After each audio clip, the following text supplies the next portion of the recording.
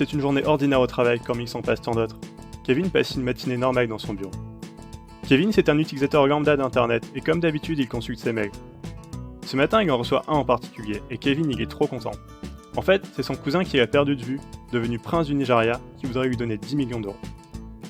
Pour ça, Kevin il a simplement besoin de lui envoyer 10 euros avec sa carte pour confirmer ses coordonnées bancaires. Du coup, Kevin il se dépêche, il est pressé de devenir riche.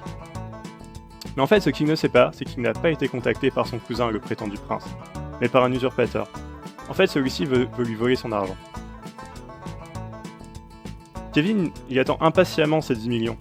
Mais le problème, c'est qu'ils n'arriveront jamais. Et là, il comprend. Ça, c'était du phishing. Kevin, il est trop dégoûté pour ces 10 euros. Du coup, il va voir la police. Mais en se précipitant, il a oublié de verrouiller son PC. Du coup, tous ceux qui passent par là peuvent accéder à ces données sensibles. Par conséquent, le hacker, il en profite, il récupère aussi tous ses dossiers. Et voilà, ça c'était du vol de données. Puis tant qu'à faire, le hacker a aussi installé un ransomware, histoire de l'enfoncer encore plus. Maintenant, toutes ces données sont chiffrées. Ce ransomware, c'est WannaCry. Il est un peu à la mode en ce moment. Il faudrait payer pour déchiffrer ces données. Et encore, on n'en est pas sûr. Et en plus, Kevin, il a pas fait de sauvegarde sur un support externe. Du coup, toutes ces données, elles sont perdues. Et voilà, ça c'était un ransomware. Kevin, il en a trop marre de sa journée.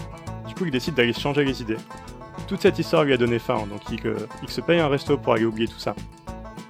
Il remarque qu'il y a un réseau public. Du coup, il se connecte avec son smartphone. Et comme Kevin aimerait bien que l'enquête sur ces 10 euros avance plus rapidement, il envoie un mail à la police contenant une photo de sa carte bancaire. Mais c'est dommage, parce qu'en fait il est connecté à un réseau non sécurisé. Et ça veut dire que s'il y a un mec pas trop mauvais connecté sur ce même réseau, eh ben il peut récupérer les données qu'il échange. Du coup voilà, le hacker récupère aussi le contenu du mail et par conséquent les informations bancaires. Kevin il est trop triste, parce que sa vie elle est foutue à cause de tous ces hackers malveillants. Et pourtant, tout ceci aurait pu être évité, s'il avait suivi notre MOOC Lock-in.